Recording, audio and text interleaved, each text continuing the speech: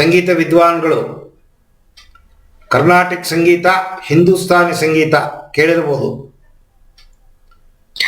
ಆ ಗಮಕಗಳು, ಆ ಪಲ್ಲುಗಳು, ಆ ಸ್ವರಗಳು, ಕಲ್ಪನೆ ಸ್ವರಗಳು, ಉಚ್ಚಸ್ಥಾಯಿ, ಲೋ ಸ್ಥಾಯಿ ಎಲ್ಲ ಎಲ್ಲಿಂದ ಸೃಷ್ಟಿಯಾಗತ್ತೆ ಅಂದರೆ ನಾಭಿಯಿಂದ. ಪ್ರತಿಯೊಬ್ಬ ಹಾಡುಗಾರ ಕೂಡ ಪ್ರಾಣಾಯಾಮವನ್ನು ಕಲ್ತಿರಬೇಕು. ಅಂದರೆ ಹೆಚ್ಚು ಪ್ರಾಣಶಕ್ತಿಯನ್ನು ಒಳಗಡೆ ಸೇಕರಣೆ ಮಾಡುವ ವಿದ್ಯೆ ಗೊತ್ತಿದ್ರೆ ಮಾತ್ರ ಸಂಗೀತ ವಿದ್ವಾನ್ ಆಗಕ್ಕೆ ಸಾಧ್ಯ.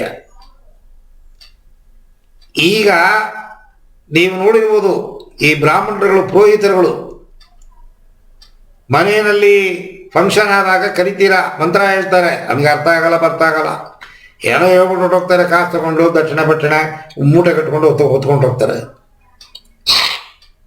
ಅವ್ರು ಕೇಳೋದೆಲ್ಲ ಅಡ್ವಾನ್ಸ್ ತಂದಿಟ್ರೆ ಮಂತ್ರ ಸರಿಯಾಗಿ ಬರುತ್ತೆ. ಅವ್ರು ಕೇಳೋದ್ರಲ್ಲಿ ಏನಾದ್ರು ಎಡವಟ್ಟು ಮಾಡಿದ್ರೆ ಮಂತ್ರ ಬರಲ್ಲ. ಆ ಮಂತ್ರಗಳು ಹೇಳೋರು ಮುಖನ ನೋಡಿ ಒಂದು ಪರಿಮಳ, ಒಂದು ಕಾಂತಿ, ಒಂದು ಕಳೆ. ಮಂತ್ರ ನಿಮ್ಮ ದೇಹದಲ್ಲಿರುವ ಪ್ರತಿ ನರ ನರ ಕಣಗಳನ್ನು ಆಕ್ಟಿವೇಟ್ ಮಾಡುತ್ತೆ. ಅಷ್ಟು ಶಕ್ತಿ ಇದೆ ಮಂತ್ರಕ್ಕೆ. ಮಂತ್ರದಿಂದ ಏನನ್ನ ಬೇಕಾದ್ರೂ ಸಾಧನೆ ಮಾಡ್ಬೋದು. ಅಥರ್ವಣ ವೇದ, ಋಗ್ವೇದ, ಯಜುರ್ವೇದ, ಸಾಮವೇದ, ಅಥರ್ವಣ ವೇದ. ಅಥರ್ವಣ ವೇದ ಮಾಂತ್ರಿಕ. ಕಾಳಿಯನ್ನು ಪೂಜೆ ಮಾಡಿ ದೇವರನ್ನ ಒಲಿಸ್ಕೊಂಡು ತಪ್ಪಾಗಿ ತಪ್ಪಕ್ಕೆ ಬಳಸ್ತಾರೆ. ಅಥರ್ವಣ ವೇದದಲ್ಲಿ ಈ ಬ್ಲ್ಯಾಕ್ ಮ್ಯಾಜಿಕ್ಕು, ಮಣ್ಣು ಮಸಿ, ಅದು ಇದು ಎಲ್ಲ ಬರುತ್ತೆ. ಅದನ್ನು ಸ್ವಲ್ಪ ಹೇಳಿಕೊಟ್ಟು ಬಿಡಿ ಗುರುಗಳೇ. ಅಥರ್ವಣ ವೇದ ತಪ್ಪು ಕೆಲಸ ಬೇಡ, ಒಳ್ಳೆ ಕೆಲಸ. ಯಾತಕ್ಕೆ ಹೇಳ್ತೀನಿ, ಈ ಓಂಕಾರ ಶಬ್ದ ನಿಮ್ಮ ನಾಭಿಯಿಂದ ಬರಬೇಕು. ಗಂಟಲಿಂದ ಬಂದರೆ ಉಪಯೋಗವಿಲ್ಲ. ನಾಭಿಯಿಂದ ಬಂದರೆ ಮಾತ್ರ ತಲೆಯ ಒಳಗಡೆ ಇರುವ ಪ್ರತಿ ಕಣಗಳು, ನರಗಳು ವೈಬ್ರೇಟ್ ಆಗುತ್ತೆ.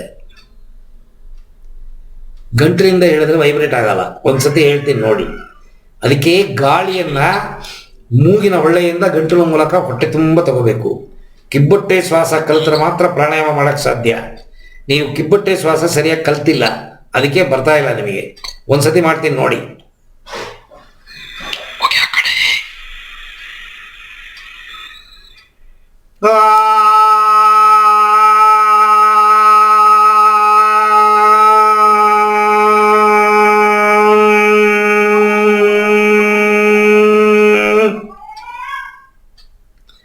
ಒನ್ ಇಷ್ಟು 2:3, ಒಂದಕ್ಕಿಂತ ಒಂದು ಜಾಸ್ತಿ ಇರಬೇಕು.